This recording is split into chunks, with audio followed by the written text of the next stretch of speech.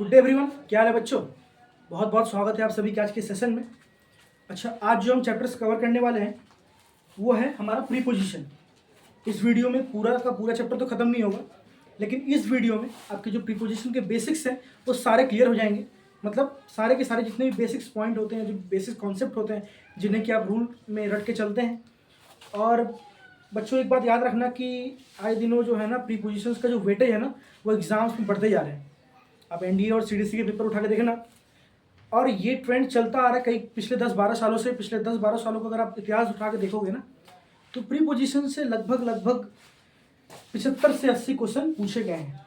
ठीक है, और 75 से 80 क्वेश्चन पूछना सर अपने आप में बहुत बड़ी बात होती है ना। यानी काफ़ी वेटेज वाला चैप्टर है ये। अच्छा, किसी भी चैप्टर की इंपॉर्टेंस इस बात से डिसाइड नहीं होती कि वो कितनी डिफिकल्ट।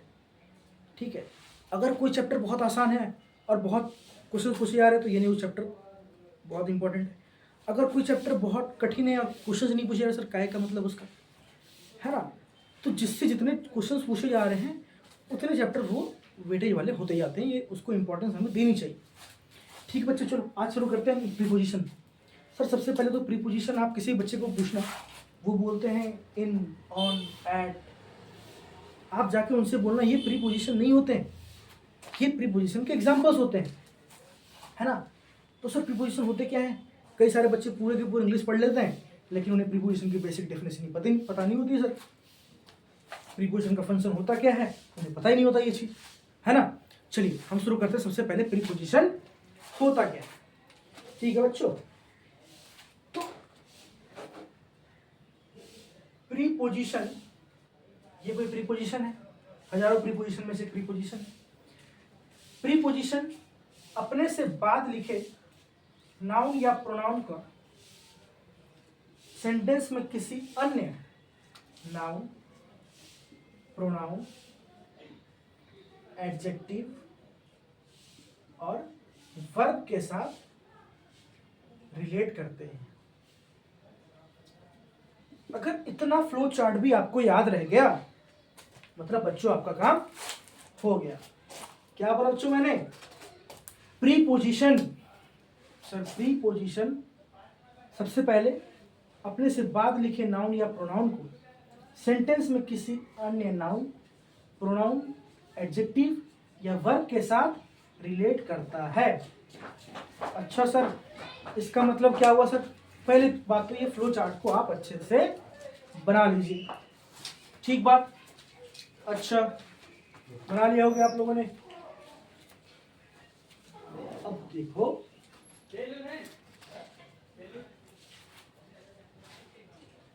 मैंने एक सेंटेंस लिखा,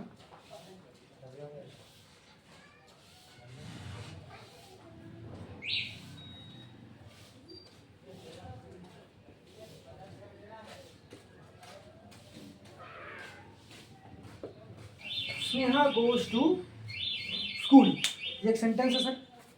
ठीक है, इस वाले सेंटेंस में आप देखोगे ये क्या लगा हुआ है सर, एक प्रीपोजिशन, ये क्या है सर, एक वर्ब, और ये क्या है सर, एक नाउन। यानी कि ये जो प्रीपोजिशन है ये सबसे पहले किसी नाउन के पहले आया है और इसका रिलेशन इस वाले वर्ब के साथ किया है। यानी कि ये हमें बता रहा है स्नेहा गोज टू स्कूल, यानी स्नेहा स्कूल के लिए ही जाती है। अच्छा, खुदा ना खास्ता अगर यहां से ये प्रीपोजिशन में हटा दूं,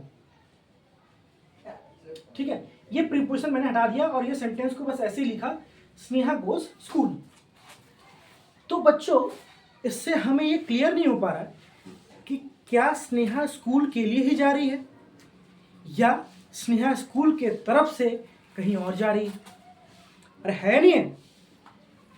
एक बात समझो, अगर मैंने यहां लगा दिया स्नेहा गोज टूवर्ड्स स्कूल, अब जो ये टूवर्ड्स है ये क्या किया, इस वाले सेंटेंस का पूरे के पूरे सेंटेंस का जो मतलब है वो चेंज कर दिया। यानी कि सेंटेंस में प्रीपोजिशन लिखने से क्या होता है, वो रिलेशन करता है, और जब प्रीपोजिशन चेंज होते हैं तो रिलेशन चेंज होते हैं, और जब रिलेशन चेंज होते हैं इसका मतलब उसका मीनिंग भी चेंज होता है। इस वाले सेंटेंस का मतलब क्या है, स्नेहा गोज टूवर्ड्स स्कूल, भाई मैंने स्नेहा को स्कूल के तरफ जाते तो देखा, लेकिन मुझे नहीं पता वो कहाँ गई। बस मुझे इतना देखा कि वो स्कूल की तरफ से गई। अगर मैंने इसको ऐसे लिख दिया कि स्नेहा गोज टू स्कूल, तब क्या हो गया बच्चों? तब तो ये प्रीपोजिशन जो है ये हमें साफ साफ क्लियर कर दिया कि स्नेहा स्कूल के लिए ही जाती है। अरे बात समझ आई नहीं आई है? तो यही काम होता है बच्चों प्रीपोजिशन का।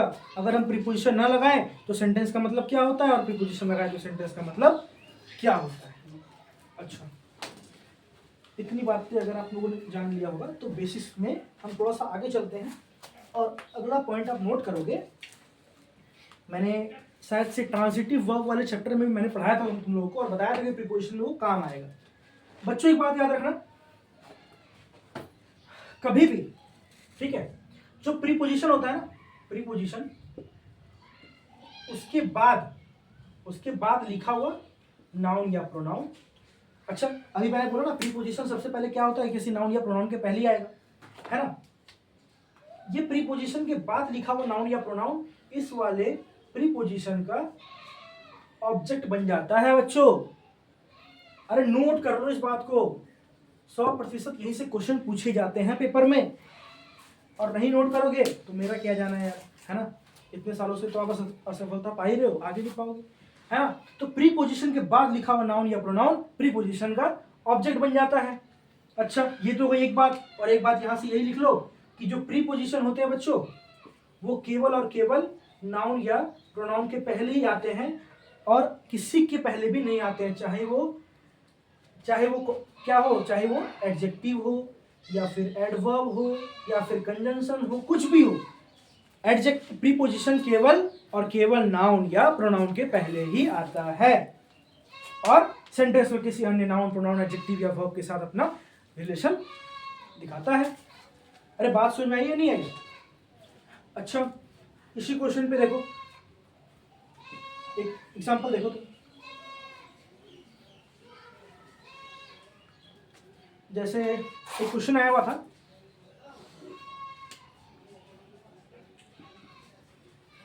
प्लीज टेल टू हिम, ऐसे ऐसे कुछ क्वेश्चन था।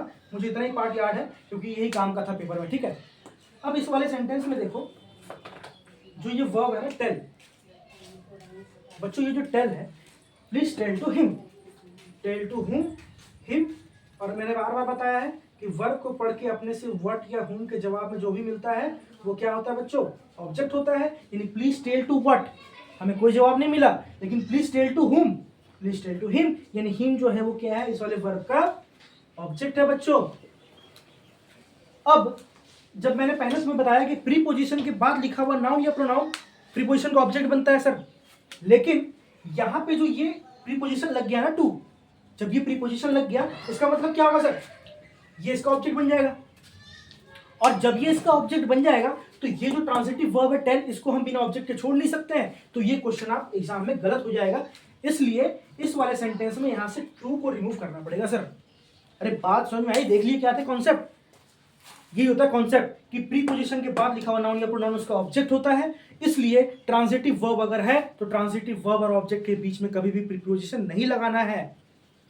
और इसी को टीचर क्या करते हैं, रूल बना के लिख देते हैं। मैं भी यहाँ पे रूल बना के लिख दूं, कभी भी प्रीपोजिशन वर्ब और ऑब्जेक्ट के बीच में प्रीपोजिशन यूज नहीं करना है सर। कब करना है? जब ट्रांजिटिव वर्ब हो, क्योंकि ट्रांजिटिव वर्ब ऐसे वर्ब होते हैं जिनको कि हम बिना ऑब्जेक्ट का नहीं लिख सकते हैं बच्चों। अरे बात समझ में आएगी नहीं आई है? चलो एक और क्वेश्चन था,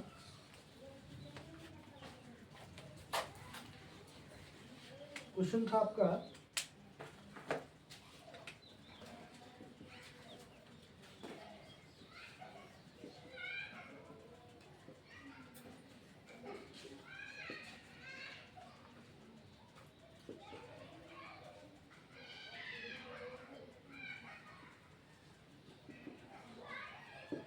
one of the students is oblique or cheating.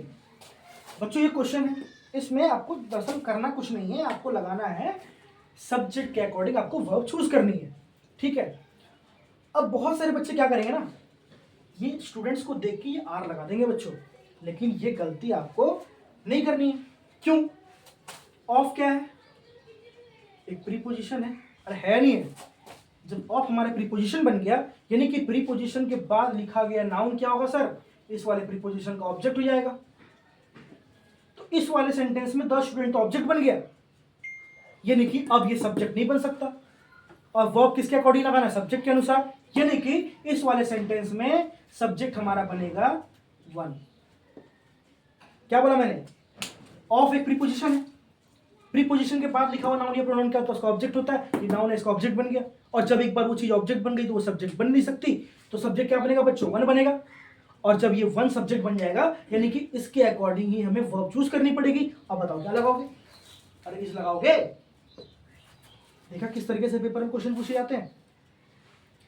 तो बच्चों प्रीपोजिशन की इंपॉर्टेंस इतनी ज्यादा है ना सेंटेंस में, कि वो अगर प्रीपोजिशन चेंज कर दो ना तो वो रिलेशन चेंज कर देते हैं, और जब रिलेशन चेंज होगा तो मीनिंग भी चेंज हो जाएगा।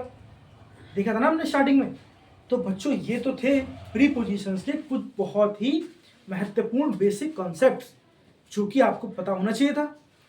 और मैं आशा करूंगा आप लोग इस वीडियो को के माध्यम से अच्छे से समझ लीजिएगा, और अगली बार जब हम नेक्स्ट क्लास में मिलेंगे तब फिर हम प्रीपोजिशंस के आगे फर्दर ऑन जो डिस्क्रिप्टिव में पढ़ेंगे, और पूरा का पूरा चैप्टर मैं आपको पढ़ाऊंगा। डोंट वरी, यूट्यूब पे पूरा फ्री में पूरा चैप्टर पढ़ाऊंगा, और एक एक कॉन्सेप्ट जो भी आज तक पेपर में पूछे गए हैं बच्चों में आपको करवाऊंगा। तब तक के लिए मिलते हैं अगले सेशन में। Thank you everyone, take care and Jai Hind बच्चों।